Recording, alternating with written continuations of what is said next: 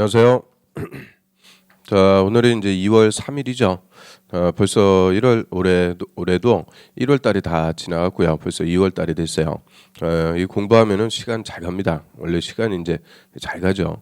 그래서 앞으로 올해도 이제 10월 마지막 주 토요일 날 시험 볼 건데, 자 이렇게 이제 공부하면은 시간 가는 줄 모르니까 처음부터 좀 열심히 공부하셔가지고 올해 다 합격하실 수 있도록 하시고요. 그리고 내년이 아니고 다음 주가 바로 또 설날이죠. 구정 연휴가 껴가지고요. 자, 여러분들 새해 복 많이 받으시고 설 명절 잘 쇠시기 바랍니다. 자, 오늘은 이제 우리 공법 5주차 수업이 되죠. 자, 5주차 수업이고요. 그리고 저번 주에 도시개발법 앞부분 들어왔는데 오늘 도시개발법 싹 끝낼 수 있도록 하겠습니다.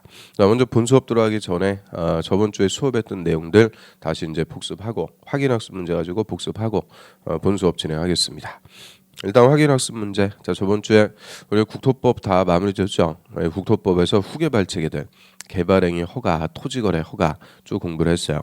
그럼 1번은 다음에 해당하는 행위를 하려는 자는 특광시장 군수 허가받아야 된다. 자, 이거를 개발행위 허가라고 그러죠. 그래서 국토의 난개발을 방지하기 위해서 이 개발행위 허가받도록 해요. 그러면 개발행위 허가에서는 허가권자가 주인공이죠. 자, 특광시장 군수. 여자들에게 허가를 받고요. 다만 뭐에 의할 때는 허가 안 받아요. 도시군 계획 사업이죠. 도시군 계획 사업으로 계획적으로 개발하니까 이때는 허가 안 받아요. 그럼 허가 대상 건물의 건축과 공작물의 설치, 그리고 토지의 형질 변경. 우리 형질 변경하면은 절토, 성토, 정지, 포장. 이런 것들 쌓아 묶어가지고 형상 변경한다 그러죠. 그리고 공유수면 매립이죠. 공유수면 매립, 성질 변경. 그래서 형질 변경한다고 그러고요. 다만 경작을 위한 경우는 제외죠. 경작, 농사는 허가 안 받습니다. 그다음에 세 번째 토속 채취. 흙, 모래, 자갈, 바위 등등 토속을 채취하는데 다만 형질 변경을 목적으로 하는 것은 제외죠. 형질 변경을 목적으로 하기 위한 토속 채취는 형질 변경으로 허가받았으니까 따로 토속 채취로 허가받을 필요는 없다 그 얘기고요. 그래서 토속 채취는 정확하게 형질 변경을 목적으로 하지 않는 토속 채취가 허가 대상이 되죠. 그 다음에 네 번째는 토지 분할한다 그래요. 저희 토지 분할한다라고 할 때는 건물이 없는 토지라고 그랬죠.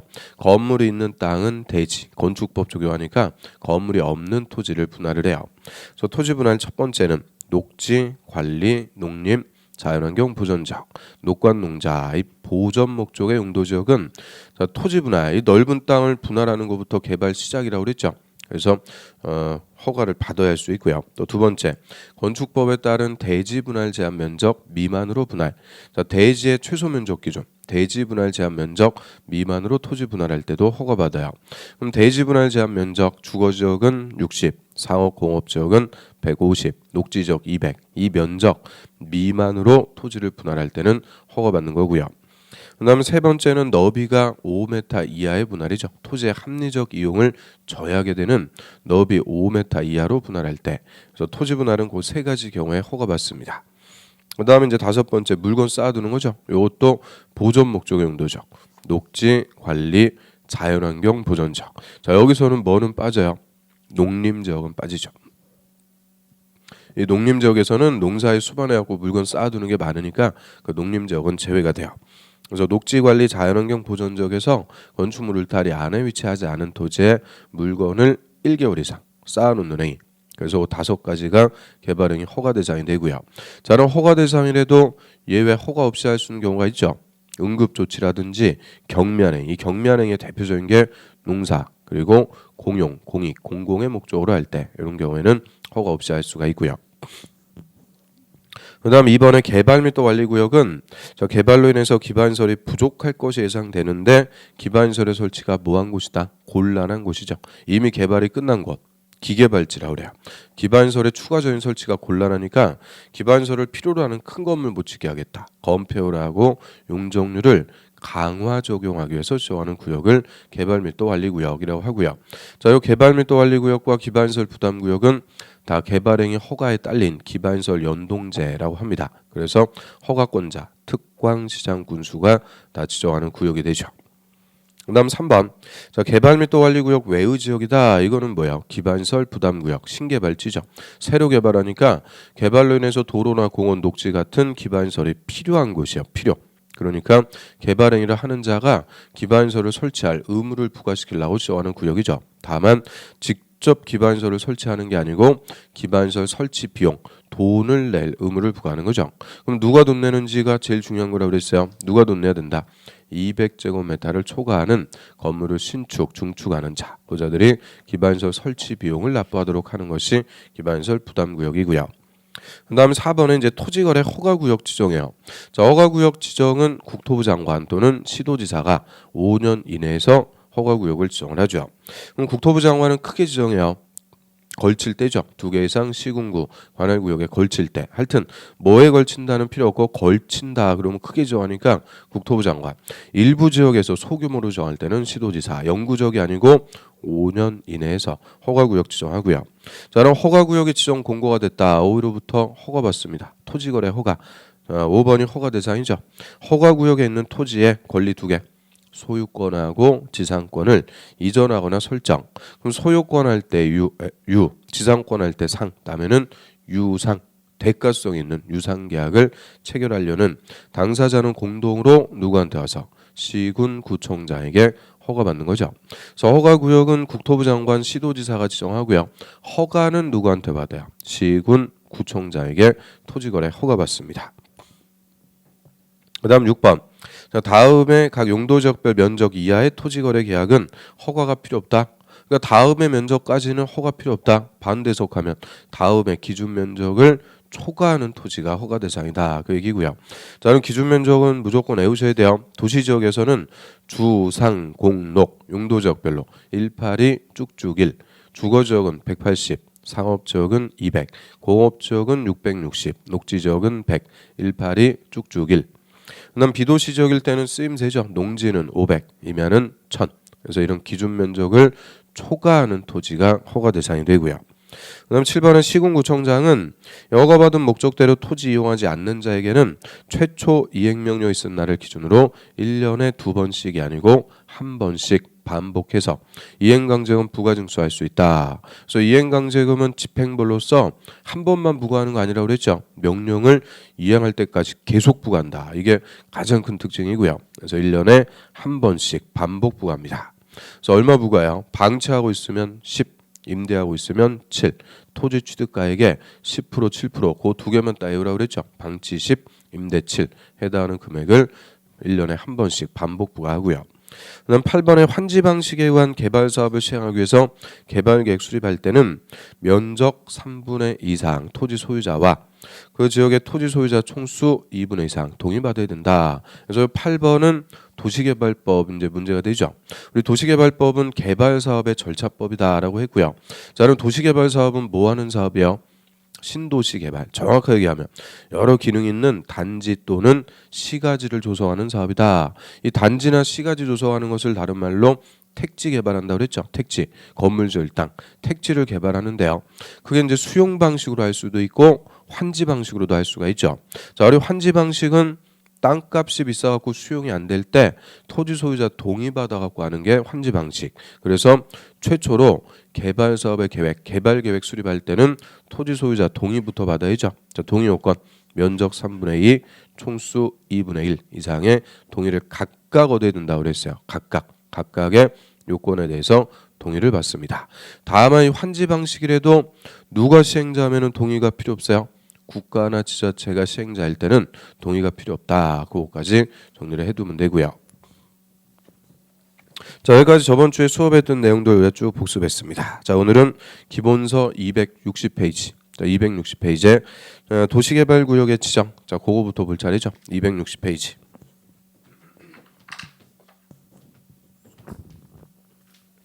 자, 일단 도시개발 사업 시행하기 위해서 최초로 개발 계획을 수립을 해요. 그럼 개발 계획이라는 것은 개발 사업 전반의 지침이라고 그랬어요. 어디에 무슨 목적으로 개발구역 지정해서 누가 어떤 방식으로 사업하겠다. 이런 개발 사업에 관한 모든 것을 철저하게 수립하는 것이 개발 계획이죠. 그리고 개발 계획에 따라서 여기서 이제 개발 사업합니다. 개발 구역을 지정을 해요. 도시개발구역 지정. 그래서 우리가 저번 주에는 개발 계획까지 배웠고요. 자, 오늘은 이제 개발구역 지정인데, 그러면 개발 계획을 수립해서 개발구역 지정하는 자, 그 자들을 지정권자라고 그래요. 지정권자. 개발구역을 지정하는 사람, 지정권자라고 하고요. 자, 이 지정권자가 우리 도시개발법에서는 주인공이요. 이 개발법은 지정권자로 시작해서 지정권자로 끝납니다. 그래서 지정권자가 제일 중요하고요. 시험에서도 무조건 한 문제씩 출제가 돼요. 무조건. 그래서 이 지정권자부터 우리가 확실하게 찾아야 되고요. 그러면 관할구역의 개발구역 지정에서 신도시 개발시켜 나갈 수 있는 권한, 이거 관할구역을 스스로 다스릴 수 있는 권한, 자치권이라고 그러죠. 그래서 이 개발구역의 지정권도 이꼴 자치권이에요. 그럼 자치권을 갖는 지자체장, 원칙 시도지사 또는 대도시의 시장. 시도지사나 대도시장이 관할구역의 계획적 개발이 필요할 때는 원칙적으로 개발구역을 지정할 수가 있죠. 그래서 시도지사, 대도시장이 원칙적인 지정권자가 되고요. 그 다음에 시도나 대도시 관할구역 단위로 개발구역 지정하는 게 당연한 원칙이겠죠. 그런데 이게 크게 개발구역 지정해서 크게 사업할 수도 있어요. 즉 시도나 대도시 관할구역에 걸쳐가지고 개발구역을 지정할 수도 있습니다. 자, 그럼 걸칠 때는 시도지사 또는 대도시장이 서로 협의해서 지정할 자를 정하도록 합니다. 협의해서 지정할 자를 정하게 돼요. 자, 우리나라의 대표적으로 서울특별시, 경기도 성남시, 하남시 걸쳐가지고 위례신도시 이런 개발구역 지정돼갖고 개발이 되죠. 그러면 이런 특별시, 도에 걸쳐갖고 지정해요. 특별시장이 자기 마음대로, 도지사가 자기 마음대로 지정할 수가 없죠. 그래서 이런 시도에 걸친다. 시도에 걸칠 때는 원칙은 특별시장하고 도지사가 서로 협의해서 지정할 자를 정하는 거죠. 협의해서 누가 할지 지정할 자를 정하는데 이 협의라는 게 잘 돼요, 안 돼요? 당연히 안 돼요. 왜? 개발 사업하면은 엄청난 개발 이익이 발생하는데 그거 서로 안 놓치려고 그러죠. 자기가 하겠다 싸우게 돼요. 그래서 이런 시도지사나 대도시장 간에 협의가 안 될 수가 있어요. 그러면 이때는 특별시장하고 도지사 위에 공통상급행정청 누가 있어요? 국토부 장관. 국토부 장관이 냅두세요 해서 직접 개발구역을 지정을 합니다. 그래서 이 협의가 안 되면 국토부 장관이 나타나는 거죠. 그래서 국토부 장관이 직접 지정을 하니까 예외적으로 국토부 장관도 지정권자가 돼요. 그래서 국토부 장관은 5가지 사유가 있을 때는 직접 개발구역을 지정할 수가 있고요. 그러면 5개다 보니까 우리 시험에서 잘 물어볼 수밖에 없죠. 1, 2, 3, 4, 5 하나만 딱 바꿔놓으면 바로 문제. 그래서 작년에도 국토부 장관이 지정하는 사유 이거 그대로 단독으로 한 문제 물어봤어요. 그래서 지정권자 관련해서는 시험에서 잘 물어보니까 자, 원칙 누구예요? 시도지사, 대도시장. 예외 국토부 장관. 자, 여자들이 개발구역의 지정권자라고 그래요. 자, 교재 한번 보겠습니다. 260페이지 맨 밑에 보시면은 지정권자 원칙 누구예요? 시도지사 또는 대도시자. 여자들이 관할구역별로 이제 개발구역 지정해서 개발할 수 있는데요. 옆 페이지 가보세요. 맨 위에 동그라미 2번. 개발 사업이 필요하다고 인정하는 지역이 2개 이상 시도 또는 대도시 행정구역에 걸치는 경우 있죠. 걸쳐가지고 크게 지정해요. 이때는 시도지사나 대도시장이 뭐해라? 협의 동그라미. 협의해서 지정할 자를 정한다. 협의해서 정하는 것이 원칙. 그런데 밑에 예외. 자, 국토부 장관도 다음에다 하면 직접 개발구역 지정할 수 있죠. 자, 국토부 장관의 지정 사유 5가지 있고요. 그 중에서 동그라미 4번 보세요. 자, 시도지사나 대도시장 간에 협의가 성립되지 않을 때, 그래서 걸쳐갖고 지정하는데 협의가 안 된다. 이때는 국토부 장관이 직접 지정한다. 그 얘기죠. 직접. 그 다음에 위에 동그라미 1번 국가가 개발 사업 시행할 필요가 있다. 요거를 국책 사업이라고 그러죠. 세종시 같이 국가가 직접 개발하겠다. 국토부 장관이 정하고요. 또 이번에 관계 중앙 행정기관의 장 밑줄. 관계 중앙 행정기관의 장 두 글자로 장관. 장관이 요청 동그라미 요청할 때. 그럼 산업자원부 장관이라고 그러죠. 산자부 장관. 이런 산업자원부 장관이 산업단지 조성이 필요하니까 개발구역 지정해 주세요. 국토부 장관에게 뭐예요? 요청하면은 국토부 장관이 직접 지정할 수도 있고요. 또 3번 공공기관이나 정부 추정기관 장이 30만 이상 쫙 밑줄. 자, 공공기관은 우리 공사라고 그랬죠. 토지주택공사 같은 공사, 공공기관. 또는 정부 추정기관은 공단 얘기예요. 철도시설공단 같은 공단. 그래서 공공기관, 정부 추정기관 장이 30만 제곱미터 이상으로 국가계획과 관련 있는 개발구역 지정을 뭐 할 때요? 제한할 때. 제한의 동그라미. 제한할 때. 그다음 5번 천재지변 등의 사유로 긴급히 개발 사업이 필요할 때. 그래서 5가지 사유가 있으면 국토부 장관이 지정할 수 있는데 자, 이 중에서 논점이 될 만한 거는 맨날 뭐야? 2번하고 3번 두 개요. 요청하는 것과 제안하는 것. 자, 요청이나 제안이나 다 지정해 주세요 하는 건데 법률 용어가 됐을 때는 확실하게 구분하셔야 돼요. 국토부 장관에게 요청은 누가요? 장관이 합니다. 제안은 누가요? 공공기관 또는 정부 추정기관 장이 30만 제곱미터 이상으로 제한합니다. 그래서 누가 요청하고 누가 제한하는지 맨날 이거 가지고 물어보니까 확실하게 구분하셔야 돼요. 그 다음 거 밑으로 와보세요. 가로 3번의 지정에 요청이 있고요. 가로 4번의 지정에 제한이 있어요. 그럼 지정을 해주세요. 요청도 할 수 있고 제한도 할 수 있는데 자, 요거 이제 확실하게 구분하셔야 돼요. 일단 법률 용어로서 우리 요청이라는 것은 행정청이 행정청에게 요구하는 것을 요청한다 그래요. 행정청이 권한 있는 행정청에게 요구하는 것을 요청. 제한이라는 것은 누가 할까요? 비행정청. 행정청이 아닌 사람이죠. 비행정청이 행정청에게 요구할 때는 제한한다 이렇게 표현합니다. 그래서 저희 지정권을 요자들이 지금 가져요. 시도지사, 대도시장, 국토부 장관. 그러면 우리 행정청, 지자체장이지만 지정권이 없는 가장 하급 행정청 있죠. 자, 시장, 군수, 구청장. 시군구청장도 행정청이지만 자, 여자들은 지정권, 자치권이 없어요. 그래서 시군구청장은 바로 위에 시도지사한테 개발구역 지정해 주세요. 뭐를 할 수 있는 거냐? 요청할 수 있다 그래요. 자, 요게 원칙적인 지정의 요청입니다.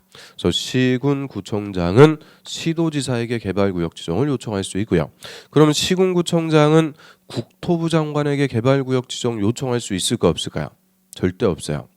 자, 우리 위계질서 있죠. 제일 높은 사람이 국토부 장관, 다음이 시도지사, 다음이 시군구청장. 그럼 시군구청장이 한 다리 뛰고 국토부 장관한테 요청 직접 하고 이런 거 절대 없다 그랬죠. 그래서 시군구청장은 바로 위에 누구한테 요청을 해요? 시도지사에게 요청하는 거예요. 시도지사. 그러면 예외적으로 요 국토부 장관에게 개발구역 지정해 주세요. 요청 누가 있어요? 장관이 한다 그랬죠. 자, 시도지사는 자기가 지정하는데 요청할 이유가 없는 거죠. 그래서 국토부 장관에게 요청하는 것은 누가 하는 거다? 장관이 한다 그랬어요. 장관은 국토부 장관에게 요청. 시군구청장은 누구한테 요청? 시도지사에게 요청해서 지정할 수도 있고요. 또 요 시군구청장한테 개발 사업 하고 싶으니까 개발구역 지정해 주세요. 제안을 할 수도 있어요. 개발구역 지정해 달라고 제일 가까운 시군구청장한테 와서 제안도 할 수가 있습니다. 그럼 당연히 제안은 누가 할까요? 개발 사업을 시행하려는 자들. 우리가 좀 이따 배울 시행자. 이 개발 사업의 시행자가 되려는 자들이 저희가 여기서 개발 사업을 하고 싶으니까 개발 구역부터 지정해 주세요. 제일 가까운 시군구청장한테 와서 제안하는 거죠. 그래서 시행자가 되려는 자들이 시군구청장에게 제안. 근데 제안을 받은 시군구청장은 자기가 지정 못하니까 다시 누구한테 요청? 시도지사에게 요청해서 자, 이게 제안하고 요청해서 개발구역 지정. 한마디로 상향식으로 개발구역을 지정할 수도 있다 그 얘기고요. 그래서 일단 시행자가 되려는 자들이 시군구청장한테 개발구역 지정해 주세요. 제안하는데 자, 우리 항상 이 제안이라는 것은 누가 한다고 그랬어요? 제안은 비행정청이 하는 거라고 그랬죠. 비행정청. 그래서 제비. 그래서 비행정청이 제안하는 거기 때문에 자, 요 시행자가 될 수 있는 자 중에서 제한권이 없는 사람을 찾아야 돼요. 그게 논점입니다. 그럼 일단 자, 비행정청이 제한한다고 그랬으니까 행정청, 국가하고 지자체. 국가와 지자체는 얘들은 제한할 수가 없는 거죠. 제한할 수 있는 주체가 안 된다 그래요. 왜 그래요? 국가하고 지자체는 행정청. 자, 국가가 누구예요? 국가가 국토부 장관. 자기가 지정하는데 뭐 하려고 제한해요? 지자체는 시도지사나 대도시장 자기들이 지정하죠. 또는 시군구청장은 뭐 한다고 그랬어요? 요청. 그래서 국가와 지자체는 직접 개발구역을 지정하거나 요청을 하는 거지 제한할 수 있는 주체가 아닌 거죠. 그래서 국가나 지자체는 제한 못해요. 그리고 저희 비행정청이라도 하나가 더 있어요. 조합. 이 조합도 제한권이 없습니다. 자, 조합 제한할 수 없다. 23회 때 단독 기출. 그래서 조합은 제한권이 없다. 왜 조합은 제한권이 없는 거냐? 간단해요. 우리가 조금 이따 조합 배울 건데 조합은 지정권자에게 설립 인가 받아갖고 설립합니다. 지정권자에게 설립 인가를 받아갖고 설립하는 건데, 자, 개발구역 지정해 주세요. 제안할 당시에는 개발구역 지정했어요, 안 했어요? 안 했죠. 지정권자가 있다, 없다? 없다. 그 조합이라는 것도 설립이 안 되는 거예요. 그래서 개발구역 지정을 제안할 당시에는 조합이라는 게 있을 수가 없어요. 조합은 개발구역에 지정된 후에 지정권자에게 설립 인가받아갖고 만드는 거예요. 그래서 이 조합은 제안할 당시에는 존재할 수가 없으니까 당연히 제한권이 없죠. 그래서 시행자 중에서 요 세 명이요. 국가, 지자체, 조합. 요 세 명을 제외한 시행자들이 시군구청장한테 개발구역 지정해 주세요. 제안할 수 있죠. 이게 원칙적인 제안입니다. 근데 예외적으로 또 국토부 장관한테 직접 제안할 수 있는 경우도 있었죠. 어떤 경우였어요? 공공기관이나 정부 추정기관 장이 30만 이상 국토부 장관에게 직접 제안할 수도 있죠. 그거는 예외적 제안이에요. 그래서 국토부 장관한테 요청하고 국토부 장관한테 제안, 그거는 다 예외적인 거고요. 자, 원칙적인 제안과 요청까지. 그래서 이 지정권자 체계, 자, 이게 또 만만치가 않단 말이야. 만만치가 않기 때문에 거의 매년 시험에서 한 문제씩 물어보고 있는 거죠. 확실하게 구분해 두셔야 돼요. 자, 바로 3번의 지정의 요청 한번 볼게요. 동그라미 1번의 시군구청장은, 근데 대도시장은 제외입니다. 왜? 대도시장은 자기가 지정하니까 뭐 요청하고 그럴 필요가 없는 거죠. 그래서 시군구청장은 그 밑에 줄의 끝에 시도지사에게, 밑줄 시도지사에게 개발구역의 지정을 뭐 할 수 있다? 요청할 수 있다. 그래서 시군구청장은 시도지사에게 요청하고요. 또 밑에 보세요. 제안. 그 개발구역 지정 제안 거기다가는 불표. 자, 원칙. 국가 동그라미, 지자체 동그라미, 조합 동그라미를 제외한 시행자. 그래서 국가와 지자체는 행정청, 그리고 비행정청에도 존재할 수가 없는 조합. 요 세 개를 세 명을 제외한 시행자는 밑에 줄에 시군구청장에게, 밑줄 개발구역의 지정을 뭐 할 수 있다? 제한할 수 있다. 시군구청장에게 제한할 수 있다. 이게 원칙적인 제한이죠. 그리고 누가 제한할 수가 없는지 그거 세 개가 논점이니까 확실하게 정리해 두시고요. 자, 한 페이지 넘겨보세요. 자, 263페이지의 중간 부분 동그라미 2번 예외 보세요. 예외적인 제한. 자, 국토부 장관한테 제안한다 그러죠. 공공기관이나 정부 추정기관 장은 면적 30만 제곱미터 이상일 때는 직접 국토부 장관에게 개발구역 지정을 제안할 수도 있습니다. 이거는 예외적인 제안이라고 그래요. 그래서 자, 이런 뭐 제안하고 요청하고 지정권자 지정 뭐 얼마든지 이런 상향식으로 개발구역을 지정할 수도 있다는 거죠. 그럼 지정권자 개발구역 지정하는데요. 그 밑에 바로 5번에 분할하고 결합. 자, 이걸 분할 시행 또는 결합 개발이라고 그래요. 개발구역의 면적이 너무 커요. 효율적으로 사업할 수 있게끔 분할해서 할 수도 있고요. 너무 작아요. 그러면은 묶어가지고 결합해서 개발할 수도 있는 거죠. 얼마든지 분할 시행, 결합 개발 다 가능하고요. 그래서 한번 봐요. 동그라미 1번. 지정권자는 개발 사업의 효율적인 추진, 도시의 경관보호 등을 위해서 필요하다고 인정하면 개발구역을 2개 이상의 사업 시행지구로 분할하거나 딱 끊고 분할해서 할 수도 있고요.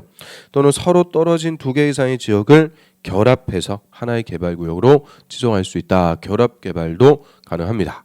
근데 이때 이제 요건이 있어요. 그 동그라미 2번의 박스의 기역 그거 하나만 봅니다.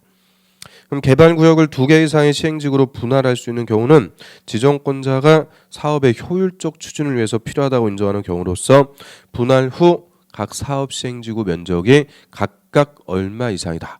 10,000제곱미터 이상. 밑줄 10,000제곱미터 이상인 경우로 한다. 그럼 예를 들어서 여기가 이제 개발구역을 지정을 하는데요. 너무 커요. 개발구역의 면적이 너무 넓더라. 이때는 효율적으로 할 수 있게끔 분할해서 할 수 있다 그죠? 109, 209 분할해서 할 수 있는데 이때 분할 후 각 사업 시행지구의 면적이 적어도 얼마 이상은 돼야 된다. 10,000제곱미터 이상은 돼야 됩니다. 이게 최소 규모예요. 최소 규모. 이따가 조금 이따 볼 건데요. 개발구역 지정하는 규모 최소 면적 10,000제곱미터 이상. 그럼 분할해서 시행할 때도 최소 면적 얼마 이상? 10,000제곱미터 이상입니다. 자, 요거 하나만 딱 정리를 해두시면 돼요. 그 다음 넘어갑니다. 자, 밑에 264페이지 맨 밑에 보시면은 자, 작년 문제죠. 국토부 장관이 개발구역 지정할 수 있는 경우가 아닌 것은 이 국토부 장관의 지정 사유 그대로 물어봤죠. 그럼 2번 보세요. 산업통상자원부 장관, 산자부 장관이 10만 제곱미터 규모로 개발구역 지정을 요청할 때, 자 장관이 요청할 때는 면적 뭐 이런 거 따질 필요 없죠. 장관이 요청하면 국토부 장관이 지정할 수 있어요. 맞고요. 근데 3번, 자 지방공사의 장이 30만 제곱미터 규모로 개발구역 지정을 요청할 때, 자 얘가 틀렸죠. 국토부 장관에게 요청은 누가 한다고 그랬어요? 장관이 한다고 그랬죠. 그럼 지방공사의 장 이런 사람은 국토부 장관한테 요청 못해요. 그럼 지방공사의 장은 국토부 장관에게 제안할 수 있을까요? 제안도 못해요. 지방공사의 장은 지자체한테 가서 제안할 수는 있을지 몰라도 국토부 장관에게 제안 못하죠. 그럼 국토부 장관한테 제안은 누가 한다고 그랬어요? 공공기관이나 정부 추정기관 장이 30만 이상으로 제한한다고 그랬죠. 그래서 3번의 지방공사의 장은 절대 국토부 장관에게 요청하고 제한하고 그럴 수 있는 주체가 안 됩니다. 그래서 3번이 정답이 돼요. 그 다음에 이제 옆 페이지로 와보세요. 그럼 지정권자 개발구역 지정을 하는데 이 개발구역 찔끔찔끔 지정해서 개발하고 그러면 안 되겠죠. 그래서 일정 규모 이상으로 개발구역 지정하도록 합니다. 그래서 개발구역 지정하는 규모, 그 원칙 거기다가 불평. 개발구역의 지정 규모. 자 용도지역별로 써 있어요. 먼저 도시지역일 때는 주거지역, 상업지역, 공업지역과 녹지지역. 근데 녹지지역은 다시 세분으로 써놨죠. 자연녹지, 생산녹지, 보전녹지. 그다음 비도시지역. 자 이렇게 용도지역별로 개발구역을 지정을 합니다. 자 이 중에서 주거, 상업, 자연녹지, 생산녹지. 자 요 4개 지역에서 개발구역 지정할 때는 최소 10,000제곱미터 이상으로 지정합니다. 그래서 개발구역 지정하는 규모 최소 면적이 10,000제곱미터 이상이에요. 그래서 이 아글자 그대로 따가지고 주상 자생 1만 이렇게 외우면 돼요. 그럼 요거 주상 자생 1만 우리 저번 주에도 봤네요. 국토법에서 개발행위 허가를 내줄 수 있는 규모. 자, 이 4개 지역은 10,000제곱미터 미만이라고 그랬죠. 주상 자생 1만 미만. 그런데 거꾸로 개발구역 지정하는 규모는 10,000제곱미터 이상입니다. 저 국토법 개발법 계속 나오니까 그래서 요거는 속편하게 그냥 아글자 따고 외우는 거예요. 주상 자생 1만 제곱미터 이상. 근데 10,000제곱미터가 넓은 거 아니에요. 가로 100m, 세로 100m. 자, 100 곱하기 100 이게 만입니다. 그러니까 최소 면적 요거예요. 요거 뭐 100m 하면은 애들 학교 운동장 크기도 안 되는 거예요. 그래서 최소 10,000제곱미터 이상으로 지정을 하고요. 그런데 공업 지역은 공장 짓고 공단 개발해야 되니까 이거 택도 없어요. 요거 3배. 30,000제곱미터 이상이에요. 공업 지역은 30,000제곱미터 이상으로 지정하고요. 자, 보전 녹지는 아예 언급이 없어요. 그 말은 일체 개발구역 지정할 수 없다 그 얘기입니다. 보전 녹지는 아예 개발구역 지정할 수가 없어요. 왜 그럴까요? 우리 보전 녹지는 도시지역의 산 같은 거라고 그랬죠. 도시지역이라도 개발 못하는 절대 보전이기 때문에 보전 녹지는 개발구역 지정해서 개발시킬 수가 없는 거죠. 그래서 보전 녹지는 빠지니까 자 녹지 지역에서는 10,000제곱미터 이상으로 개발구역 지정할 수 있다 이러면 틀려요. 녹지 지역은 세분돼 갖고 자연 녹지, 생산 녹지만 10,000제곱미터 이상으로 지정하고요. 그다음 비도시 지역 저 시골 여기 허벌판 여기서 개발하려면 기반설부터 엄청나게 설치를 해줘야 되죠. 그러니까 요구의 10배요. 30만 제곱미터 이상으로 지정을 합니다. 다만 또 어쩌고저쩌고 10만 나오는데 그런 거 안 물어봐요. 그런 거 필요 없으니까 요 3개만 딱 정리하면 돼요. 그래서 주상 자생 1만, 공업지역은 3배 3만, 비도시는 10배 30만, 만 3만 30만. 자, 요 규모 이상으로 개발구역 지정을 합니다. 단순하게 이렇게 딱 정리를 해두시면 돼요. 요 규모 이상 지정을 하고요. 다음 페이지 넘겨보세요. 267페이지에 그 개발구역 지정하는 절차 보겠습니다. 그럼 요 규모 이상 이제 개발구역 지정을 할 때 절차. 자, 요거는 뭐 행정행위의 일반 절차입니다. 뭐 다 똑같아요. 계획을 수립하든 구역을 지정하든 뭐 알아야 되니까 조사부터 하겠죠. 기초조사. 그래서 맨 밑에 기초조사.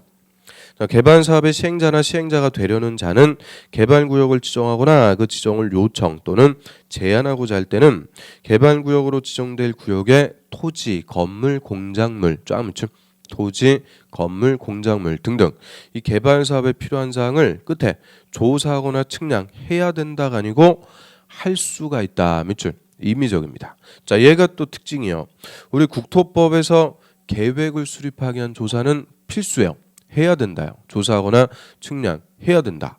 그런데 개발구역 지정을 위한 조사는 해야 된다 아니죠. 할 수 있다. 그 말은 할 수도 있고 안 할 수도 있고 임의적입니다. 그래서 개발구역 지정을 위한 조사는 반드시 한다 그러면 틀려요. 할 수가 있다. 임의적인 절차고요.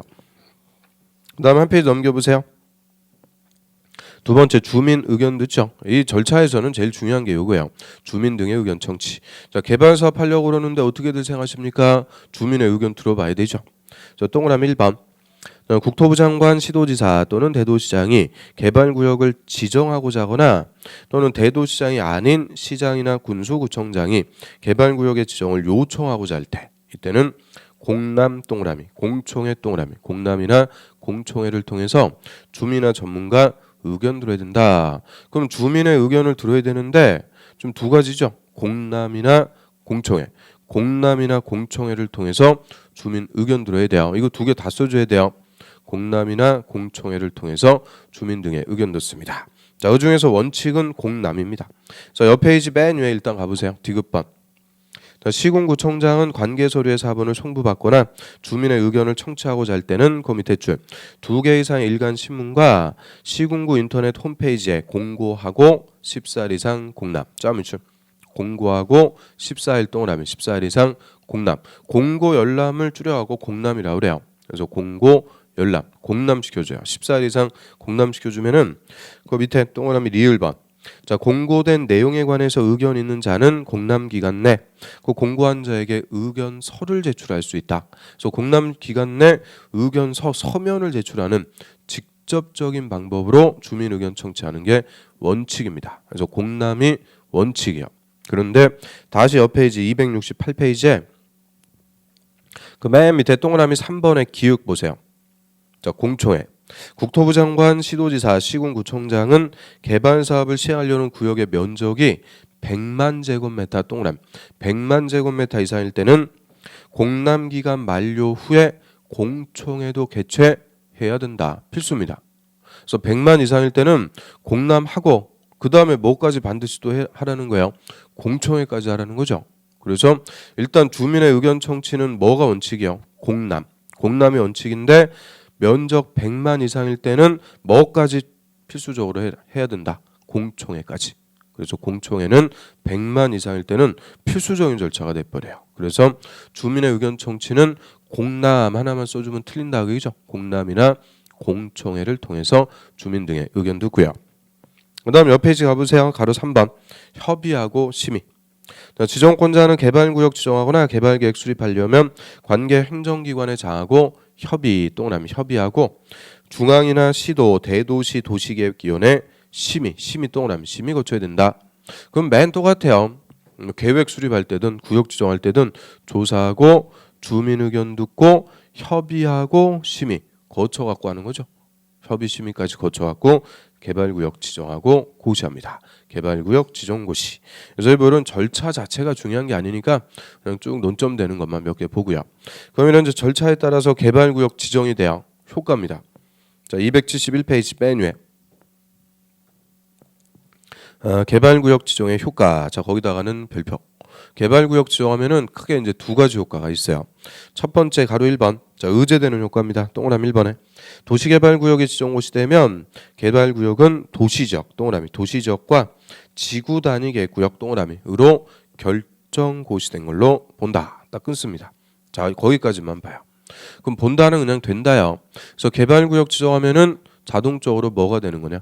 도시지역과 지구 단위 계획구역이 된다. 그 얘기입니다. 된다. 그럼 왜 그런지 의미 한번 따져봐요.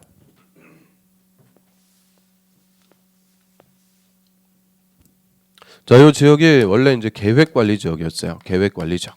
우리 계획관리 지역이라는 것은 도시지역하고 비슷하게 관리하다가 나중에 도시지역으로 편입돼서 개발될 곳이죠. 자, 계획관리 지역인데 이번에 여기에 전격적으로 신도시 개발합시다. 도시개발구역을 지정을 한다고 그래요. 그러면 계획관리지역에서 도시개발구역 지정하려면 면적 얼마 이상으로 지정을 할까요? 면적 얼마 이상? 자, 비도시 지역이니까 면적 얼마 이상? 30만 이상. 그러니까 1만, 3만, 30만 이것만 또 열심히 외워놓고 대입이 안 되면 안 되는 거죠. 계획관리 지역은 비도시 지역이니까 면적 30만 제곱미터 이상으로 개발구역 지정을 해요.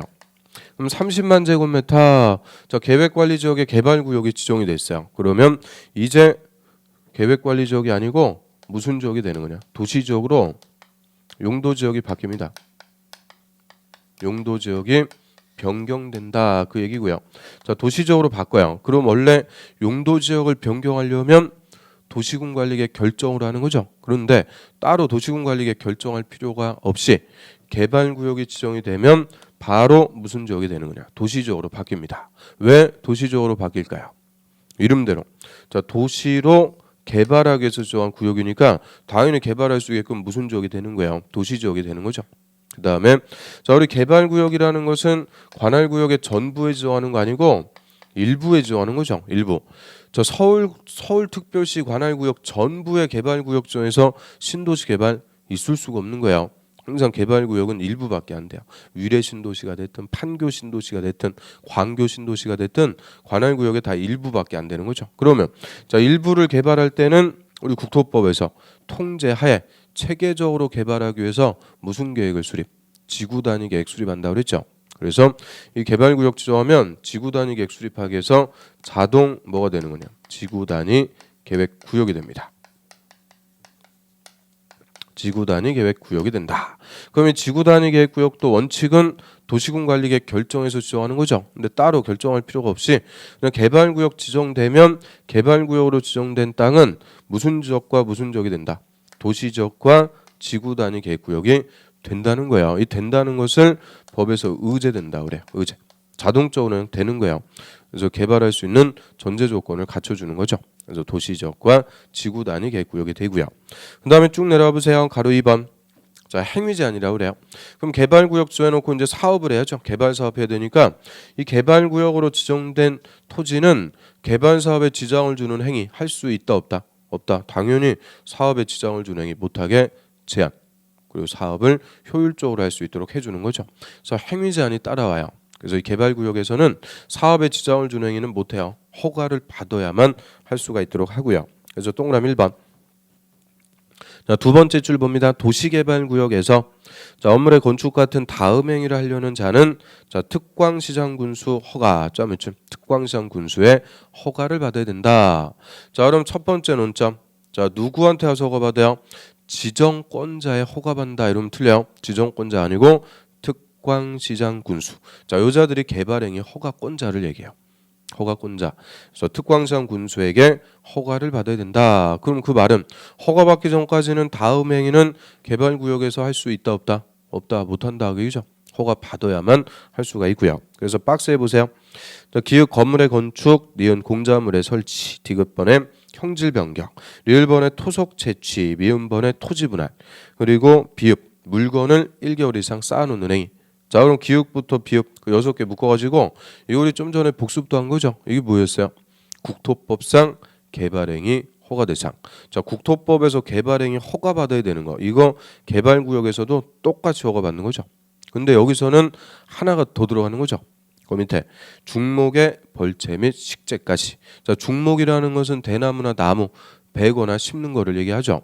그럼 개발 사업 해야 되는 땅에다가 나무를 막 심어 놓으면은 당연히 사업하는데 지장을 주겠죠. 그러니까 개발구역에서는 뭐까지도 다 못하게 하는 거예요. 중목의 벌채 및 식재 요거까지 허가받아 갖고 할 수가 있고요. 그래서 총 7가지입니다.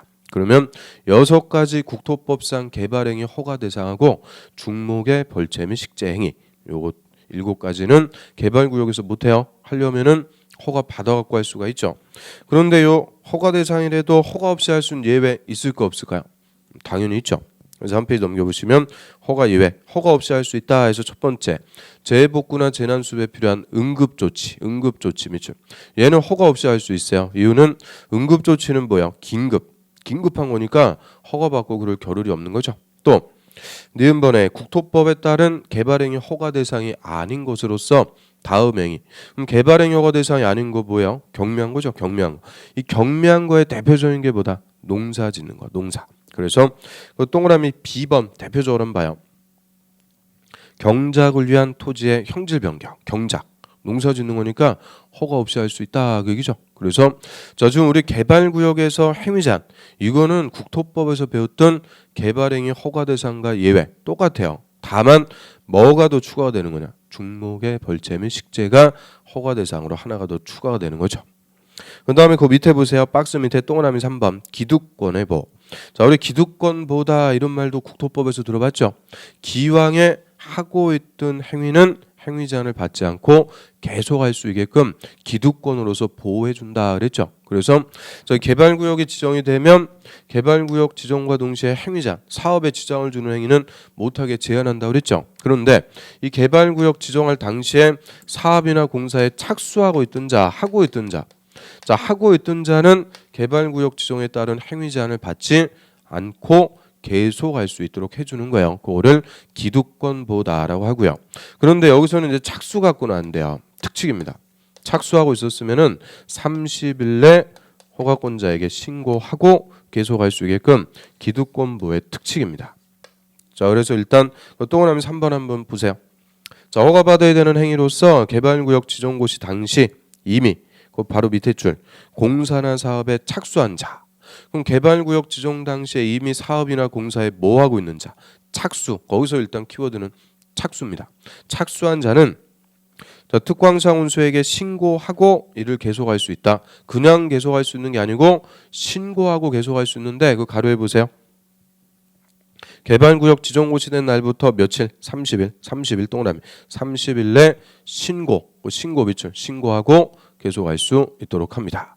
그래서 그냥 기득권 보호해주는 거 아니에요. 착수한 자는 30일 내 신고까지 하고 계속할 수 있다. 그래서 우리 저 국토법에서 도시군관리계획이 결정 고시가 되고요. 다시 지형도면 고시가 되면 행위 제한이라는 효과가 발생한다 그랬죠. 그런데 도시군관리계획 결정 당시에 사업이나 공사에 착수하고 있던 자는 이런 행위 제한을 받지 않고 계속할 수 있도록 해준다 그랬어요. 기득권 보호해주는데 자, 원칙은 착수만 하고 있었으면은 그냥 계속할 수 있다 그랬죠. 다시 허가받거나 신고할 필요가 없이 그냥 계속할 수 있다. 그게 원칙. 그런데 시가와 조정구역이나 수산자원보호구역, 행위 제한이 센 용도구역은 착수만 갖고는 기득권 보호 못 해주겠다. 별도로 3개월 내 신고까지 하고 계속할 수 있다고 그랬어요. 그래서 시가와 조정구역, 수산자원보호구역은 3개월 내 신고해야 기득권 보호해줘요. 그런데 오늘 배운 개발구역, 다음 주에 배울 정비구역은 30일 내 신고해요. 30일 내 신고하고 계속할 수 있습니다. 그래서 이거 맨날 3개월로 딱 바꿔주니까 확실하게 구분하셔야 돼요. 개발구역은 착수한 자 며칠 내 신고하고 계속할 수 있다고요. 30일 내 신고하고 계속할 수 있게끔 기득권 보호의 특례가 되고요. 그 다음에 이제 옆 페이지로 갑니다. 개발구역 지정 해제. 자, 얘도 별표. 그럼 이제 개발구역 지정하면은 효과. 자, 도시지역하고 지구단위 계획구역이 된다. 개발할 수 있게끔 전제 조건을 깔아주는 거고요. 또 사업에 지장을 주는 행위 못하게 제한, 행위 제한 딱 걸어놓고 사업을 하라는 건데 사업을 안 해요. 그럼 사업 안 하면 개발구역 지정한 이유가 없죠. 해제시켜 버립니다. 그래서 개발구역 지정이 해제되는 사유가 있고요. 자, 여기 크게 이제 두 가지가 있어요. 원칙적 해제가 있고 예외적 해제가 있습니다. 자, 원칙적 해제는 원칙적인 절차예요. 개발계획 수립해서 개발구역을 지정, 선계획 후개발 이게 원칙적인 절차죠. 그래서 원칙 한번 보세요. 개발구역의 지정은 다음에 규정된 날에 다음 날 동그라미 다음 날 해제된 걸로 본다. 그래서 항상 실효나 해제는 그날이 아니고 다음 날로 해제가 되는데요. 자, 박스에 보면 1번 개발구역이 지정고시된 날부터 3년 동그라미 별표 3년이 될 때까지 개발사업에 관한 실시계획 인가를 신청하지 않는 경우 그 실시계획 인가 신청하지 않는 경우 짜 밑줄 얘는 그 3년이 되는 날이 아니고 다음 날로 해제가 되고요.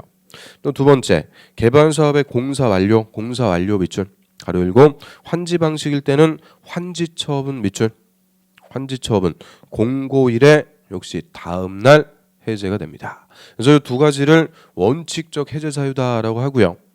자, 의미 한번 하나씩 풀어봐요. 그 박스에 1번 개발구역 지정고시된 날부터 몇 년이요? 3년. 3년이 될 때까지 실시계획 인가 신청 안 한다. 그럼 우리 개발구역 지정하고 시행자가 사업하려면 제일 먼저 하는 게 뭐냐? 실시계획부터 작성해갖고 인가받는 거야. 공사계획에 인가가 떨어져야 공사 사업할 수가 있는 거죠. 그런데 3년이 될 때까지 실시계획 인가 신청도 안 한다. 이 말은 3년 동안 사업을 했어요, 안 했어요?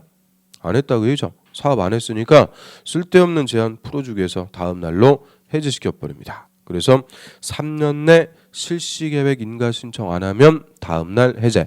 요거는 한마디로 사업을 해서 안 해서 사업을 안 해서 해제시켜 버리는 거고요. 그다음 두 번째는 이제 제대로 사업한 거예요. 자, 수용 방식은 싹 수용해 가지고 공사하는 거죠. 이거 공사만 끝나면 사업이 끝나요. 그래서 수용 방식은 공사 완료 공고 나면 개발 사업이 끝나버려요. 근데 환지 방식은 토지 소유자 동의 받아갖고 공사했죠. 공사 끝났다고 사업이 끝나는 거 아니고 다시 원래 토지 소유자에게 토지 개발한 토지를 돌려주는 처분, 환지 처분까지 해야 사업이 끝나요. 그래서 수용 방식은 공사 완료, 환지 방식은 환지 처분의 공고가 나면 사업이 끝납니다. 그럼 우리 도시개발구역은 뭐 하려고 지정했어요? 개발 사업 하려고 지정했죠. 근데 사업이 끝났으면 더 이상 개발구역일 필요가 없으니까 다음 날로 해제가 되는 거죠. 그래서 두 번째는 한마디로 뭐야? 사업이 끝나서 해제가 되는 거죠. 사업이 끝나서 해제. 그래서 원칙적 해제 사유 의미 간단해요. 1번은 사업을 안 해서 해제, 2번은 사업이 끝나서 해제가 된다. 그다음 밑으로 갑니다. 하루 2번 예외. 자, 요거는 개발구역 지정 후 개발계획을 수립. 짱 밑줄. 자, 개발구역을 먼저 지정하고 나중에 개발계획을 수립할 수 있다. 자, 이거 선계획 체계 예외. 아무데서나 구역부터 지정하는 거 아니에요? 이거 한마디로 어디라고 그랬을까요?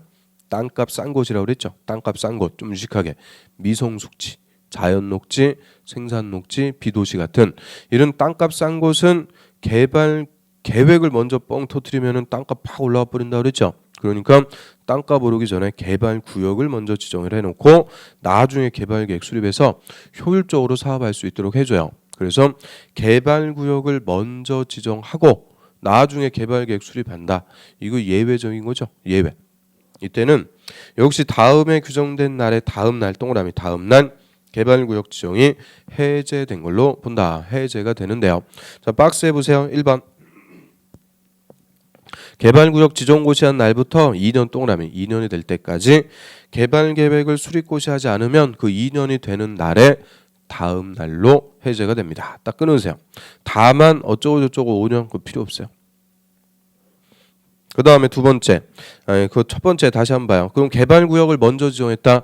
몇 년 내 개발계획 수립해야 된다. 2년 내 수립해야 된다. 그 얘기죠. 안 하면 다음 날로 해제, 의미 없다. 해제시켜버려요. 그래서 우리가 이거 저번 주에 봤죠. 자, 한 페이지 넘겨보세요. 자, 한 페이지 넘겨보시면 275페이지의 맨 밑에 자, 개발계획은 원칙은 개발구역 지정 전 수립하는 거라고 그랬죠. 선계획, 후개발. 그런데 맨 밑에 바로 2번 개발구역 지정 후에 수립할 수 있는 예외도 있다. 거기 별표도 다 해놨어요. 그래서 한 페이지 넘겨보시면 자연녹지, 생산녹지, 비도시 자 묶어가지고 미성숙지라고 그랬죠. 땅값 싼 것. 땅값을 오기 전에 구역부터 딱 지정해 놓을 수 있다. 이 예외를 주는데 자 이때도 구역부터 지정했다. 몇 년 내 개발계획 수립하라고 그랬어요. 2년 내 개발계획 수립. 거기 다 써 있을 거예요. 2년 내 수립. 안 하면은 구역 지정한 이유가 없으니까 다음 날로 해제시켜 버리는 거죠. 그거 얘기합니다. 그래서 다시 앞으로 와보세요. 273페이지. 자, 예외적 해제에서 첫 번째. 자, 개발구역 먼저 지정했어요. 몇 년 내 개발계획 수립하라고요? 2년 내 수립. 그 다음에 두 번째. 자, 2년 내 개발계획 수립했어요. 그런데 다시 개발계획 수립한 날부터 3년 동그라미 3년이 될 때까지 실시계획 인가 신청 안 하면 그 3년이 되는 날에 다음 날로 해제. 딱 끊습니다. 다음 날로 해제가 된다. 그럼 이제 2년 내 개발계획 수립했다. 다시 3년 내 실시계획 인가 신청 안 하면 사업 안 하니까 다음 날로 해제시켜 버린다. 그 얘기고요. 그러면 그 위에 원칙적 해제 사유에서 동그라미 1번이나 예외적 해제 사유에서 동그라미 2번이나 하여튼 뭐가 먼저나 관계없어요. 실시계획의 인가 신청은 다 몇 년이에요? 3년. 그게 핵심입니다. 실시계획의 인가 신청은 3년. 그걸 딱 기준으로 정리를 해두시면 돼요. 3년 내 신청 안 하면 사업 안 하니까 해제시켜 버리고요. 자, 요거 구분해서 개발구역을 먼저 지정했다. 개발계획 3년 내 수립 아니요. 2년 내 수립하는 거죠. 2년 내 수립. 그래서 맨날 2년이냐 3년이냐 이거 갖고 물어보는 거니까 실시계획의 인가신청 3년. 딱 그거를 확실하게 개념으로 정리를 해두시면 돼요.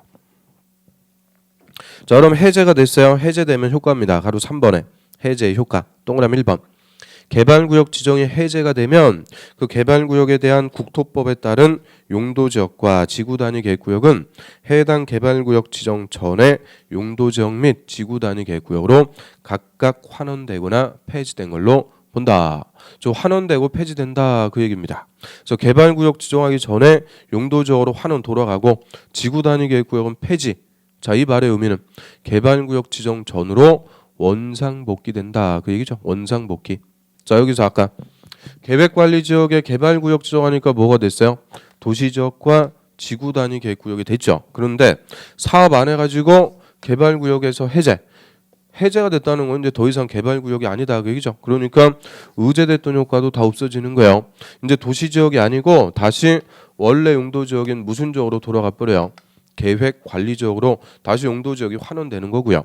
지구단위 계획구역 지정한 거는 폐지가 되는 거죠.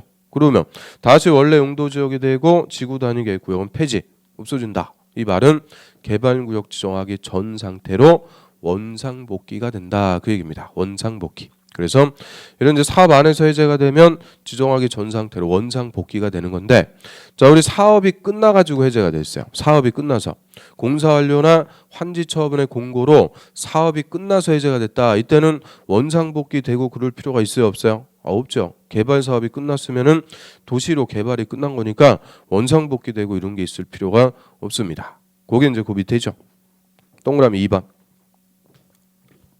다만 도시개발 사업의 공사 완료, 환지 방식일 때는 환지 처분의 공고로 인해서 개발구역 지정이 해제가 됐을 때, 이거는 한마디로 사업이 끝나서 해제가 됐을 때, 이때는 그러하지 않다. 즉 환원되거나 폐지되지 않습니다. 즉 원상복귀되지 않는다. 자, 여기까지 우리 개발계획 수립에서 개발구역 지정까지 쫙 봤는데요. 우리 개발법 6문제 중에서 자, 여기서 이 개발구역 지정까지 한 2문제 이상이 매년 출제가 돼요. 2문제 이상. 3문제. 재작년 같은 경우에는 4문제 다 물어봤어요. 그래서 이 개발계획 수립에서 개발구역 지정. 자, 이 파트가 도시개발법에서는 가장 중요한 부분이고요. 자, 그럼 일단 개발계획 수립에서 개발구역 지정하는 자가 누구예요? 지정권자. 지정권자 무조건 한 문제. 제일 중요하고요. 자, 지정권자 개발구역 지정할 때 일정 규모 이상으로 정한다고 그랬죠. 주상 자생 1만 만제곱미터 이상. 요게 딱 기준. 그럼 요 규모 이상으로 개발구역 지정하면 효과. 도시하고 지구단위 계획구역이 되고 행위 제한이 따라온다. 그래서 이제 사업해야 되는데 사업 안 하면 개발구역 지정한 거 해제돼 버리죠. 자, 대표적으로 몇 년 내 실시계획 인가 신청 안 하면 3년 내 인가 신청 안 하면 사업 안 하니까 다음 날로 해제된다. 이런 지정권자, 지정 규모, 효과, 해제 이런 파트에서 골고루 물어봐요. 골고루. 그래서 문제 한번 보죠. 자, 25의 기출문제 그 밑에 한번 보세요. 자, 개발구역 지정에 관해서 틀린 것은 2번 보세요. 자연녹지 지역에서 도시개발구역 지정할 수 있는 규모는 3만 제곱미터 이상이 된다. 어우, 얘가 바로 틀렸죠. 자연녹지 지역 얼마 이상? 10,000 제곱미터 이상. 주상 자생 1만. 요것만 단순하게 알고 있어도 그냥 한 문제 맞힐 수가 있는 거죠. 그래서 자, 2번이 정답이 돼요. 자, 이 정도 하고요. 개발 계획은 우리 저번 주에 봤어요. 자, 좀 쉬었다가 이제 시행자, 누가 개발 사업 할지 시행자 보겠습니다.